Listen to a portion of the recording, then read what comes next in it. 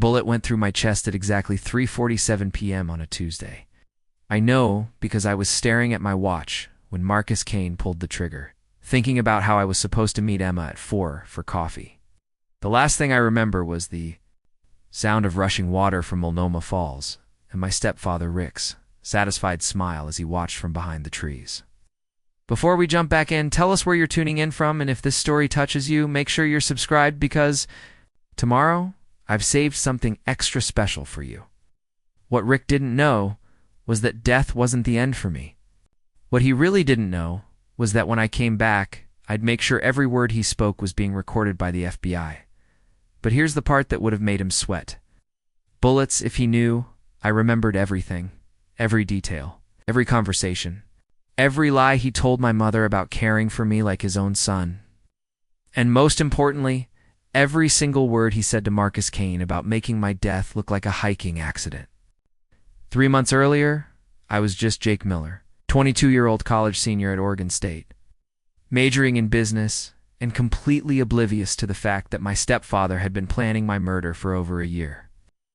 I lived in the kind of suburban bubble where the biggest drama was whether Emma and I would make our relationship official after graduation. My mother, Sarah, had married Rick Coleman when I was 16, and for 6 years I genuinely believed he loved me like a son. He'd taken over my father's construction business after Dad died in that car accident, expanded it into Coleman Construction and Development, and always talked about how I'd joined the family business after college. Inheritance was substantial. My biological father, Robert Miller, had built a solid construction company from nothing, and when he died, everything was supposed to come to me when I turned 25.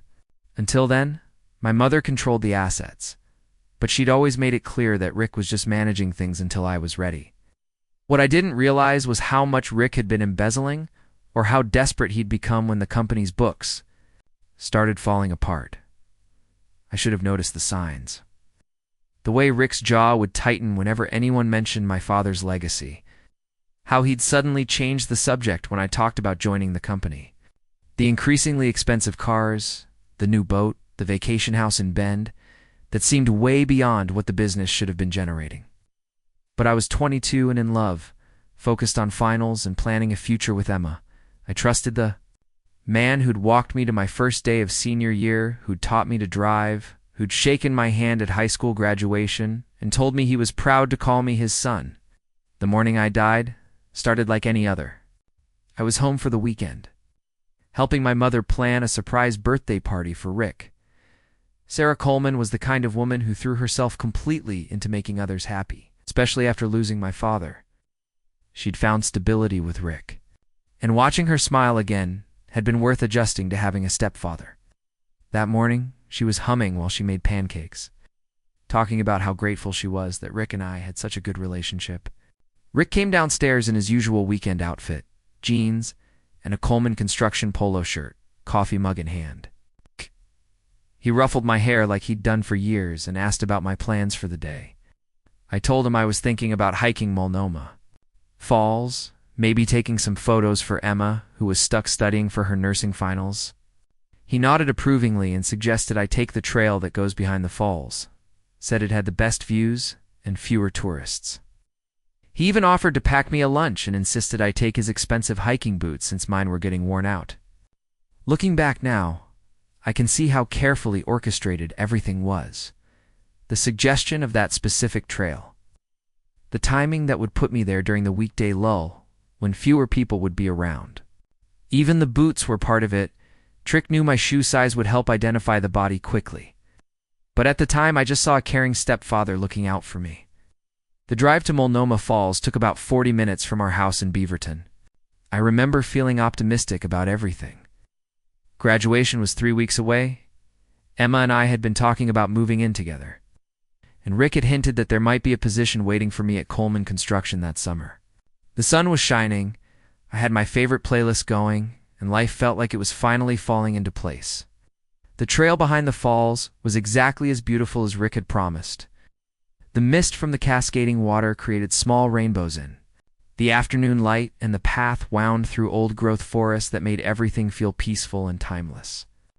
I took dozens of photos thinking about how Emma would love seeing them. I even called her around 2:30 and left a voicemail describing the view, telling her I couldn't wait to bring her here once her finals were over. That's when I first noticed Marcus Kane. He was about 40, average height, wearing hiking gear that looked too new and expensive for someone who actually spent time outdoors. What struck me was how he kept appearing on the trail behind me, always maintaining the same distance, never trying to pass or falling further back. At first, I thought it was coincidence. The trail system had several loops, and it wasn't unusual to encounter the same hikers multiple times. But when I stopped to rest at the overlook behind the main falls, Marcus stopped too. When I moved to a different photo angle, he adjusted his position accordingly. That's when the uneasiness started settling in. I'd grown up in Oregon and spent plenty of time hiking these trails. I knew what normal hiker behavior looked like, and this wasn't it. I decided to test my suspicion by taking a detour onto one of the less popular side trails. Marcus followed. When I stopped abruptly and pretended to check my phone, he ducked behind a large Douglas fir about 50 yards back. The coincidence theory went out the window, and my heart started beating faster. Someone was definitely following me, and I was alone on a trail that most tourists never bothered with. That's when I made my first mistake. Instead of heading back toward the main trail where there would be other people, I kept going deeper into the forest, thinking I could somehow lose him or find a cell signal to call for help. The trail became narrower and more isolated, winding through dense forests where the canopy blocked out most of the afternoon sun. My phone had no signal. The peaceful sounds of nature that had seemed so calming an hour earlier now felt ominous. Every branch crack or bird call made me jump. I quickened my pace, but Marcus was clearly in better shape than his appearance suggested. He was gaining ground, no longer bothering to hide his presence. When I finally stopped pretending this was all in my imagination, I turned around to confront him directly. That's when I saw the gun in his hand, a small black pistol that looked completely out of place in the natural setting. Marcus had cold, professional eyes and the kind of calm demeanor that told me this wasn't his first time pointing a weapon at someone. Marcus Kane, he said by way of introduction, as if we were meeting at a business conference. Your stepfather sends his regards. The words hit me harder than any physical blow could have. Rick. My stepfather Rick, who'd taught me to change a tire and helped me practice for my driving test. Rick, who'd walked my mother down the aisle at their wedding and promised to take care of both of us. Rick, who'd been planning my murder. He said to tell you this isn't personal, Marcus continued, raising the gun. Just business. I looked at my watch. 3:47 p.m. Emma would be expecting me in 13 minutes. My mother was probably at home right now, setting up decorations for Rick's surprise party. And Rick himself was somewhere nearby, watching to make sure his hired killer finished the job. The shot echoed through the forest, mixing with the constant roar of the falls. As darkness closed in, I could hear Marcus's footsteps walking away, leaving me to bleed out on the forest floor like just another hiking accident. But death wasn't the end of my story. It was just the beginning of Rick's worst nightmare. Waking up in Good Samaritan Medical Center 3 days later should have been impossible. Doctors called it a miracle, said the bullet had somehow missed every vital organ, despite the close range. My mother Sarah sat beside my bed, crying tears of relief, while Rick stood behind her with what everyone else saw as concern, but I now recognized as barely contained panic. The official story was that I'd fallen while hiking and been found by another hiker who heard me calling for help. Marcus Kane had vanished completely. There was no evidence of foul play, according to Detective Mike Thompson, who took my statement. With the kind of routine boredom that suggested he'd seen dozens of similar hiking accidents, Rick had done his homework well, choosing a location and method that would raise no suspicions. But I remembered everything with crystal clarity. Every word Marcus had spoken, every detail of Rick's satisfied expression as he watched from behind. The trees, every moment of dying, and somehow coming back. The strangest part was that I felt completely normal physically, as if the bullet wound had never existed. The medical staff was baffled by my rapid recovery, but I had bigger concerns than explaining medical impossibilities. Rick kept finding excuses to visit my hospital room alone, probing carefully to see how much I remembered about the hiking trip. He'd bring me coffee and sit in the visitor's chair with that concerned stepfather expression, asking if I had any memory of falling or seeing anyone else on the trail. I played along perfectly, acting confused and grateful for his concern. While inside, I was planning how to make him pay for what he'd tried to do. The real challenge was hiding my knowledge from my mother. Sarah genuinely loved Rick and believed wholeheartedly in the happy family they'd built together. She had no idea that her husband had embezzled hundreds of thousands of dollars from my father's company, or that he'd hired a professional killer to eliminate the only obstacle to his complete control of the business. Is watching her fuss over Rick's worried state and praise him for being such a devoted stepfather made my stomach turn. But I knew I had to protect her from the truth until I had proof. Emma spent every free moment at the hospital, and her presence was the only thing that kept me sane during those first few days. She'd bring homework and sit beside my bed doing her nursing coursework while I pretended to rest, but I could see the worry in her eyes. Something had changed about me, and she was too smart not to notice. I was calmer, more focused, watching people with an intensity that hadn't been there before. When she asked if the accident had affected my memory, I told her I remembered everything perfectly, which was both completely true and utterly misleading. On my 4th day in the hospital, Rick made his mistake. He thought I was sleeping when he took a phone call in the hallway outside my room, but the accident had sharpened all my senses. I heard every word of his conversation with someone he called Vincent, discussing how they needed to speed up the transfer of assets before anyone started asking questions about the company's finances. He mentioned that my recovery was complicating things, and that they might need to consider alternative solutions. That night, after visiting hours ended, I used the hospital phone to call information and got the number for the FBI Portland field office. I told the night operator I had information about a murder-for-hire plot and needed to speak with someone immediately. 20 minutes later, Agent Lisa Rodriguez arrived at my hospital room wearing civilian clothes and carrying a badge that looked like it had seen serious use. Agent Rodriguez was in her mid-30s, with sharp eyes and the kind of direct manner that suggested she'd dealt with plenty of liars over the years.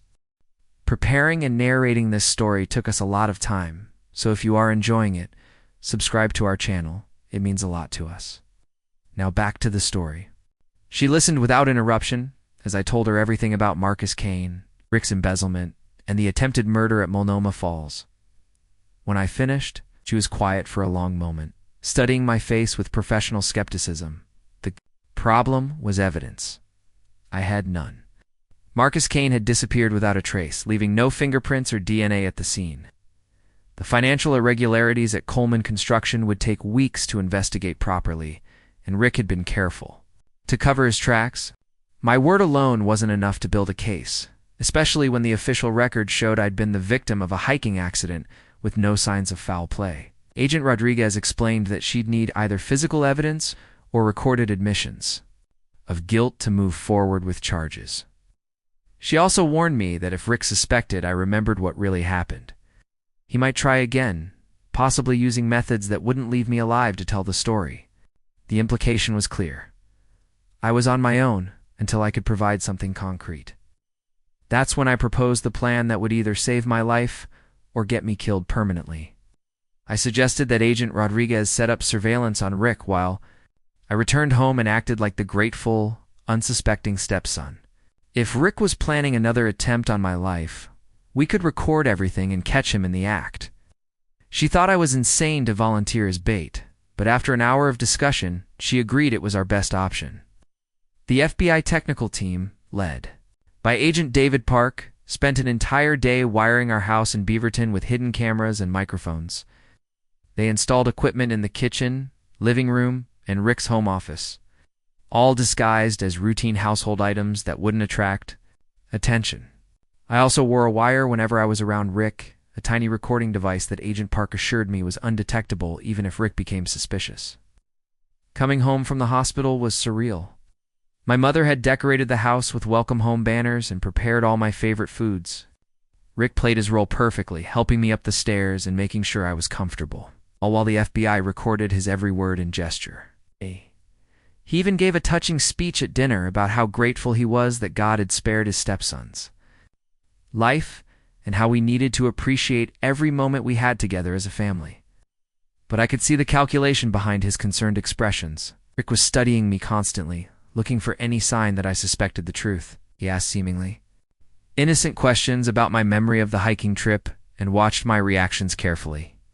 I gave him exactly what he wanted to see, a young man who'd survived a traumatic accident and was grateful to be alive, with no memory of anything suspicious. The waiting was the hardest part.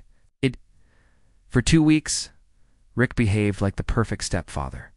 While I played the recovering victim, both of us knowing that this peaceful facade couldn't last forever. Agent Rodriguez checked in regularly, reporting that their investigation into Coleman Construction's finances was revealing serious irregularities, but nothing they could prove was intentional fraud yet. Emma noticed the change in our family dynamic. Immediately, she commented that Rick seemed more attentive than usual, almost possessive in the way he monitored my activities and insisted on driving me to follow up medical appointments. When I mentioned that I was thinking about taking a part-time job at a local coffee shop to stay busy during my recovery, Rick's reaction was swift and intense. He insisted I needed to focus on healing and not worry about money, offering to increase my allowance and suggesting I spend more time at home where he could keep an eye on my progress. The breakthrough came during a family dinner on a Thursday evening. Rick had been drinking more than usual, and the stress of maintaining his facade was starting to show. When my mother mentioned that she'd been thinking about updating Dad's will to reflect our changed family circumstances, Rick's mask slipped completely, launched into a tirade about how everything my father had built was now part of their shared future and how decisions about the business needed to be made by people who understood the current market. What Rick didn't realize was that Agent Park had upgraded the recording equipment that afternoon, installing new microphones with enhanced sensitivity. Every word of his rant was captured in crystal-clear audio, including his slip about needing to secure the assets before anyone could challenge the transfer of ownership. It wasn't a full confession, but it was enough to justify expanding the FBI's investigation. That night, Agent Rodriguez called to inform me that they'd obtained warrants to examine Coleman Construction's financial records going back 5 years. She also warned me that Rick would likely become more desperate as the investigation intensified, and that I needed to be prepared for him to escalate his efforts to eliminate me. The conversation ended with her reminding me that I could still back out of the undercover operation, but we both knew it was too late for that.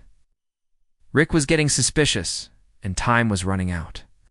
The morning everything changed started with Rick suggesting we spend some quality father-son time together. At the construction site, he'd been increasingly insistent about involving me in business decisions, claiming he wanted to prepare me for eventually taking over operations.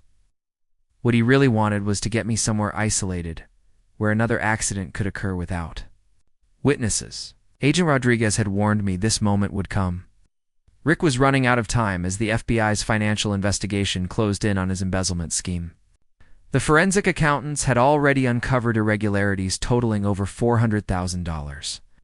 Money that Rick had siphoned off through fake vendor payments and inflated project costs. He needed me gone before anyone started asking why the rightful heir to Miller Construction wasn't more involved in the company's operations. I met Rick at the Coleman Construction office on Sandy Boulevard at 7 in the morning. The building had been my father's pride, a modest but well-maintained space with photos of completed projects covering the walls. Rick had added his own touches over the years, including a large portrait of himself receiving a community service award and several certificates from business organizations that my father had never bothered joining. Rick seemed nervous as he poured coffee and shuffled through project files on his desk. He kept glancing at his phone and checking the time, behavior that would have seemed odd if I hadn't been expecting it. The wire I was wearing felt heavier than usual, a constant reminder that every word we spoke was being recorded by Agent Park from a surveillance van parked across the street. We drove to a residential development project in West Lynn, where Coleman Construction was building 3 custom homes for wealthy clients. The neighborhood was still under construction with half-finished houses and heavy machinery scattered. Across muddy lots, Rick explained that we were meeting with Vincent Torres, his business partner, to discuss expanding their operations into commercial real estate development. Vincent Torres turned out to be a thin man in his 50s, with expensive clothes and the kind of practiced smile that never reached his eyes. He greeted Rick with the familiarity of someone who'd been involved in shady dealings for years, and his handshake felt like touching a dead fish. When Rick introduced me as his stepson, who would be joining the business, Vincent's expression shifted to something that might have been concern or calculation. The three of us walked through the construction site while Rick and Vincent discussed permits, zoning regulations, and profit margins, with the enthusiasm of people who saw dollar signs in every conversation.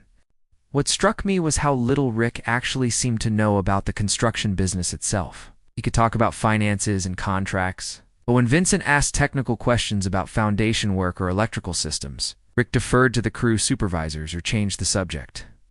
It became clear that Vincent was more than just a business partner. He was Rick's connection to a network of contractors and suppliers who were willing to inflate invoices and provide kickbacks.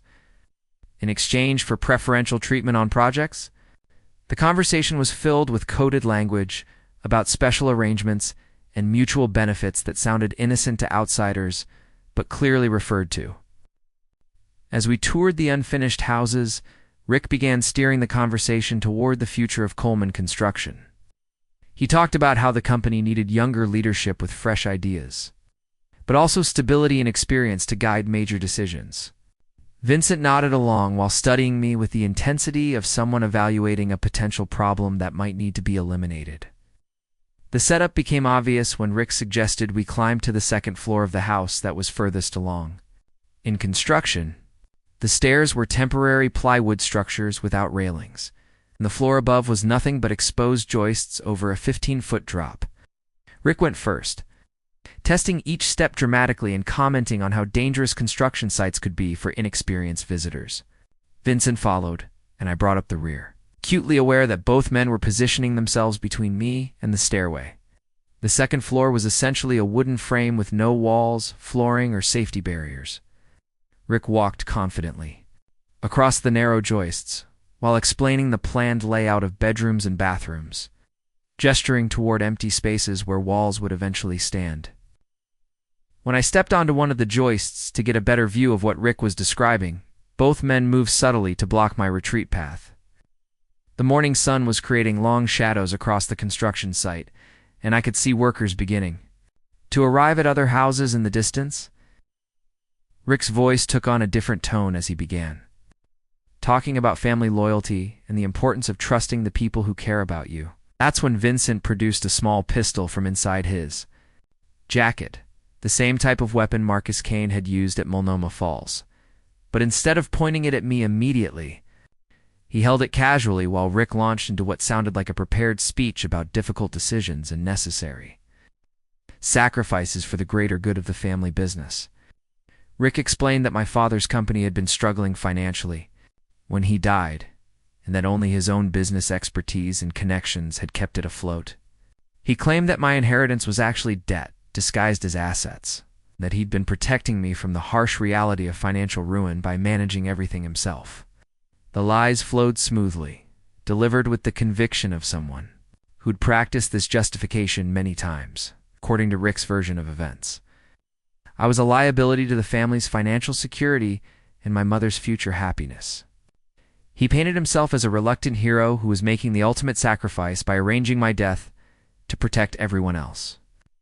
Vincent nodded along as if this twisted logic made perfect sense, occasionally interjecting comments about the unfortunate necessities of business leadership. Most disturbing part was how Rick seemed to genuinely believe his own justifications. He talked about my death as if it were a noble gesture rather than cold-blooded murder motivated by greed. He even claimed that my father would understand and approve of the decision if he were alive to see the bigger picture. Vincent raised the pistol as Rick reached the climax of his speech, pointing it directly at my chest, just as Marcus Kane had done. But this time, I was ready. Instead of frozen terror, I felt a strange calm as I looked directly into the camera that Agent Park had assured me was recording everything from multiple angles. "You know what, Rick?" I said loudly enough for all the surveillance equipment to pick up clearly. "I remember everything about Multnomah Falls. I remember Marcus Kane. I remember you watching from behind the trees. And I remember you telling him to make it look like an accident." Both men froze, clearly not expecting me to reveal my knowledge so directly. Rick's face went pale as the implications sank in, while Vincent's grip on the pistol tightened reflexively.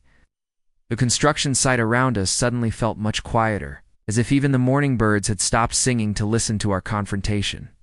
I also remember you talking to Vincent on the phone about speeding up asset transfers.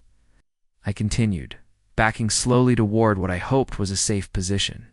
And I remember you discussing alternative solutions when my recovery complicated your plans.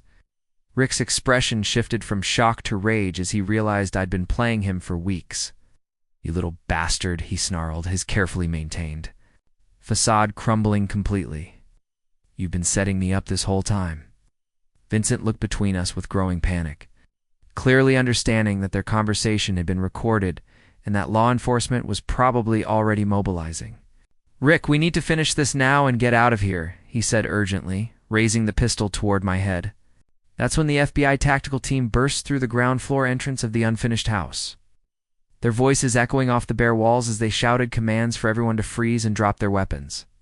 Agent Rodriguez's voice cut through the chaos as she identified herself and ordered Vincent to lower his gun immediately. The next few minutes were a blur of tactical officers securing the scene, Vincent dropping his weapon and surrendering, and Rick being handcuffed while protesting his innocence and claiming he'd been trying to protect me from his dangerous business partner. But every word of his denials was contradicted by hours of recorded conversations that would soon be played in federal court. As Agent Rodriguez walked me down from the second floor, she couldn't resist a small smile of satisfaction. "That was either very brave or very stupid," she said quietly. "But we got everything we needed." Rick was loaded into a federal transport vehicle while still protesting that this was all a misunderstanding, that he loved me like his own son and would never hurt me. Even with overwhelming evidence of his guilt, he seemed unable to accept that his carefully constructed web of lies had finally collapsed around him. The federal courthouse in downtown Portland buzzed with activity as news crews gathered outside for what had become the most sensational trial of the year. Rick Coleman, once respected businessman and pillar of the Beaverton community, now sat at the defendant's table facing charges of attempted murder, conspiracy, fraud, and racketeering. The FBI's investigation had uncovered a web of financial crimes that extended far beyond what anyone had initially suspected. My mother Sarah had aged years in the months since Rick's arrest. The woman who had once hummed while making breakfast now moved through our house like a ghost, unable to reconcile the loving husband she thought she knew with the calculating killer revealed in FBI recordings. She'd hired her own attorney, Mr. Henry Walsh, not because she was implicated in Rick's crimes, but because she needed protection from the media circus and help understanding how her entire life had been built on lies. Emma had become my anchor during the legal proceedings. She'd moved into our house to help care for my mother and provide emotional support as we all struggled to process the magnitude of Rick's betrayal. Her nursing background proved invaluable in recognizing the signs of depression and trauma that Sarah displayed, and she'd quietly arranged for counseling sessions that my mother attended reluctantly but consistently. The prosecution, led by Assistant U.S. Attorney Maria Santos, had built an overwhelming case against Rick and Vincent Torres. Hours of surveillance recordings captured their conversations about embezzlement, money laundering, and ultimately, their decision to eliminate me as a threat to their operation. The financial forensics team had traced over $600,000 in fraudulent transactions, revealing a systematic theft that had been ongoing for nearly 4 years. The most damaging evidence was Rick's own voice, recorded by FBI equipment, coldly discussing my murder as a business necessity. The jury listened in stunned silence as prosecutors played audio of Rick telling Vincent that I was becoming too curious about company finances and that they needed a permanent solution before I inherited control of my father's assets. Vincent Torres had already accepted a plea bargain, agreeing to testify against Rick in exchange for a reduced sentence. His testimony revealed details about their criminal enterprise that painted Rick as the mastermind behind not just my attempted murder, but a broader conspiracy involving construction bid rigging, tax evasion, and connections to organized crime figures in Seattle and Vancouver. The most chilling moment of Vincent's testimony came when he described Rick's reaction to news of my survival. According to Vincent, Rick had become obsessed with finishing what Marcus Kane had started, convinced that I would eventually remember details that could expose their entire operation. He'd spent weeks planning the construction site ambush, believing that a fall from the second floor would look like a tragic accident to investigators. Marcus Kane remained a ghost throughout the proceedings. Despite extensive FBI investigation, the hitman had vanished completely after the Multnomah Falls shooting.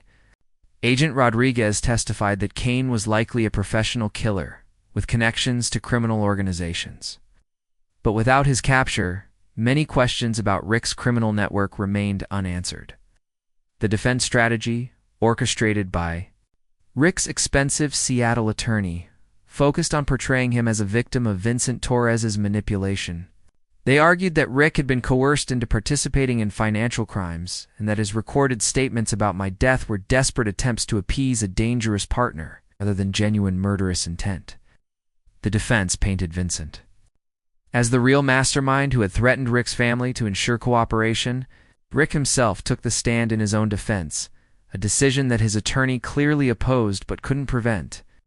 He presented himself as a grieving stepfather who'd been forced into terrible choices by circumstances beyond his control. He claimed to love me like his own son, and insisted that every action he'd taken had been motivated by fear for his family's safety, rather than greed or malice. But the jury had heard too many recordings of Rick's voice expressing cold calculation. Rather than fear, Prosecutor Santos cross-examined him. She systematically dismantled his claims of coercion by playing audio clips where Rick clearly took the initiative in planning crimes and seemed to enjoy the power that came with deceiving everyone around him. The most devastating moment came when Santos played a recording of Rick talking to Vincent about how satisfying it would be to watch my mother inherit everything while believing her husband was a hero who'd protected our family's business interests. His laughter on the tape as he described manipulating Sarah's grief and gratitude revealed a level of psychological cruelty that shocked even seasoned court observers. My own testimony lasted 2 full days and proved to be emotionally exhausting. The defense attorney tried repeatedly to suggest that my memories of the shooting were unreliable, that trauma could have caused me to imagine details or misinterpret Rick's actions. But the physical evidence and audio recordings corroborated every detail I provided, making their arguments seem desperate rather than convincing. The hardest part was testifying about my relationship with Rick before discovering his true nature. I had to describe years of genuine affection and trust, moments when I truly believed he cared about me as a son. The defense used these admissions to argue that Rick's love for me was real and that his criminal actions represented a temporary departure from his true character rather than a revelation of hidden evil. But prosecutors countered by demonstrating the calculated nature of Rick's deception. They showed how he'd deliberately cultivated my trust and affection specifically to prevent me from questioning his management of the family business. Expert witnesses testified about psychological manipulation and how skilled predators use emotional bonds as tools for control and exploitation. The trial's most shocking revelation came through testimony from forensic accountant Dr. Rebecca Chen, who'd spent months analyzing Coleman Construction's financial records. She discovered that Rick had been embezzling money almost from the moment he'd married my mother, starting with small amounts that gradually increased as he became more confident in his ability to hide the theft. Dr. Chen's analysis revealed that Rick had used my father's death as an opportunity to accelerate his embezzlement. Knowing that my mother was too grief-stricken to pay attention to business details and that was too young to understand company finances, he'd created an elaborate system of shell companies and fake invoices that had drained nearly half of my inheritance over 6 years. The financial evidence also showed that Rick's lifestyle had become increasingly dependent on stolen money. Expensive cars, luxury vacations, and high-end electronics that he'd justified as business investments were actually purchased with funds embezzled from my father's company. His desperation to eliminate me stemmed not just from greed, but from the knowledge that his entire standard of living would collapse if his crimes were exposed. As the trial neared its conclusion, Rick's demeanor changed noticeably. The confident, businessman facade gave way to something darker and more desperate. He began staring at me during court sessions with undisguised hatred, as if I were personally responsible for destroying his carefully constructed life rather than simply surviving. His attempt to murder me. The prosecution's closing argument painted Rick as a master manipulator who'd spent years exploiting the trust and love of people who considered him family. Prosecutor Santos described how he'd used my mother's vulnerability and my own desire for a father figure to create the perfect cover for systematic theft and ultimately attempted murder. The defense's closing argument felt hollow by comparison, asking the jury to believe that a man capable of planning elaborate financial crimes for years had somehow been an innocent victim when it came to planning my death. They requested mercy, based on Rick's previously clean record and his contributions to the community, ignoring the overwhelming evidence of premeditated murder. The jury deliberated for less than 6 hours before returning guilty verdicts on all charges. Rick showed no emotion as the verdicts were read, but I could see his hands shaking as the reality of spending the rest of his life in federal prison finally sank in. Vincent Torres, watching from the gallery where he waited for his own sentencing, looked relieved that his cooperation had resulted in Rick's conviction. Judge Patricia Morrison scheduled sentencing for the following month, but legal experts predicted that Rick would receive multiple life sentences without possibility of parole. The combination of attempted murder, racketeering, and financial crimes carried mandatory minimum sentences that would ensure he never saw freedom again. As court officers led Rick away in shackles for the final time, he turned to look directly at me. Instead of the hatred I'd seen during the trial, his expression showed something that might have been regret or recognition of how completely he'd destroyed not just his own life, but the family he'd claimed to love. The victory felt hollow as I watched my mother weep quietly in the gallery, mourning not just for the husband she'd lost, but for the illusion of happiness that had been stripped away by the truth. Judge Patricia Morrison's courtroom fell silent as she prepared to deliver Rick Coleman's sentence. The man who had once commanded respect in Beaverton's business community now sat hunched in an orange jumpsuit, looking decades older than his 52 years. The weight of his crimes had stripped away every pretense of respectability, leaving behind only the hollow shell of a man who'd gambled everything on greed and lost spectacularly. "Mr. Coleman," Judge Morrison began, her voice carrying the authority of someone who'd seen countless criminals try to justify the unjustifiable, your actions represent a profound betrayal of the most sacred bonds of family and trust. You murdered not just your stepson's body, but the very foundation of love and security that should define a family. Rick received 3 consecutive life sentences without possibility of parole, plus an additional 40 years for the financial crimes. The judge made it clear that his manipulation of grief-stricken family members and systematic theft of a dead man's legacy demonstrated a level of moral bankruptcy that warranted the harshest possible punishment. Vincent Torres received 25 years with possibility of parole after 15, a sentence that reflected his cooperation with authorities, but acknowledged his willing participation in attempted murder. As he was led away, Vincent looked back once at the gallery where several of his own family members sat in shame, another family destroyed by the ripple effects of Rick's criminal enterprise. The months following sentencing brought a different kind of challenge as our family tried to rebuild from the wreckage of Rick's deception. My mother, Sarah, struggled with depression and survivor's guilt, questioning how she could have lived with a man for 6 years without recognizing his true nature. The expensive house in Beaverton, purchased with stolen money, had to be sold to help repay victims of Rick's financial crimes. Agent Rodriguez became an unexpected source of support during this transition period. She'd seen many families torn apart by criminal investigations, and she understood the unique trauma that comes from discovering that someone you trusted was planning your murder. Her professional demeanor softened into genuine friendship as she helped us navigate the practical challenges of starting over. Emma Chen proved to be the most important constant in my new reality. While others struggled to understand how someone could return from death with perfect memories, Emma accepted the supernatural aspect of my experience without question. Her medical background helped her appreciate the impossibility of my survival, but her love for me made the explanation irrelevant. We'd gotten engaged 6 months after Rick's conviction, building our future on truth rather than the lies that had defined my previous family relationships. The financial recovery took nearly 2 years of legal proceedings and asset recovery efforts. The FBI's forensic accountants managed to trace and recover about 60% of the stolen money, enough to restore some of my father's legacy, but not enough to undo all the damage Rick had caused. Coleman Construction was dissolved, its assets liquidated to compensate victims and creditors. Tommy Jackson, my best friend from college, had become something like a brother during the aftermath of the trial.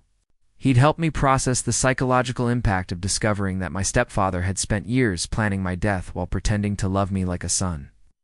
Tommy's unwavering loyalty and humor provided a counterbalance to the darkness that occasionally crept into my thoughts about trust and family. The most unexpected development came when Detective Mike Thompson approached me about consulting on cases involving family members who might be planning violence against relatives. My experience with recognizing deception and understanding the psychology of familial betrayal had given me insights that traditional law enforcement training couldn't provide. I'd started working part-time with the Portland Police Department, helping identify warning signs in domestic situations that might escalate to murder. My mother, Sarah, had slowly begun rebuilding her identity as someone who existed independently of the men in her life. She'd moved into a modest apartment in Southeast Portland and started volunteering with support groups for families of crime victims. Her journey toward healing included accepting that she'd been a victim of Rick's manipulation rather than a fool who should have known better. The supernatural aspects of my experience remained largely private, shared only with Emma and Agent Rodriguez.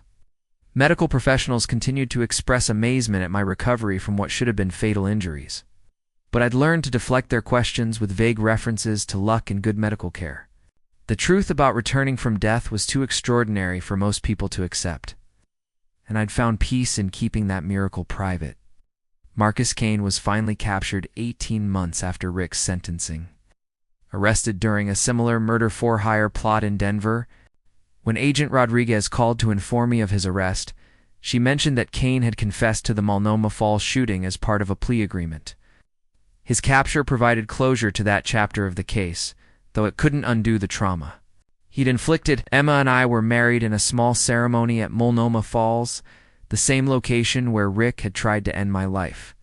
The symbolism was intentional, transforming a place of attempted murder into a celebration of love and new beginnings. Agent Rodriguez attended the wedding along with my mother, Tommy, and a small group of friends who'd supported us through the darkest period of our lives.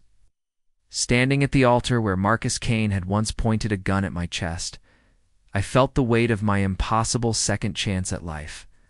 The bullet that should have killed me had instead revealed Rick's true nature and prevented him from destroying more lives. Death had given me the knowledge I needed to protect my family and bring a killer to justice.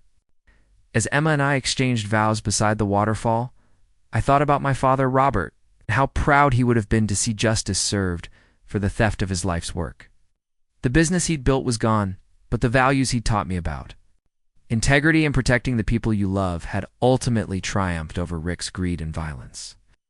Our new life together began with complete honesty about the past and hope for a future built on truth rather than deception. Emma understood that my experience had changed me in fundamental ways, making me more cautious about trust, but also more appreciative of genuine love and loyalty. We'd learned that the bonds between people are only as strong as their foundation of truth. Rick Coleman would spend the rest of his life in federal prison, a fitting end for someone who'd betrayed every relationship he'd ever claimed to value. His story became a cautionary tale about the destructive power of greed and the inevitable consequences of building a life on lies and manipulation. My story became something different, proof that sometimes justice requires impossible circumstances, and that the strongest families are those forged by choice rather than blood. The man who'd tried to murder me for money had inadvertently given me the greatest gift possible, the knowledge of who could truly be trusted with my life. Up next, you've got 2 more standout stories right on your screen. If this one hit the mark, you won't want to pass these up. Just click and check them out.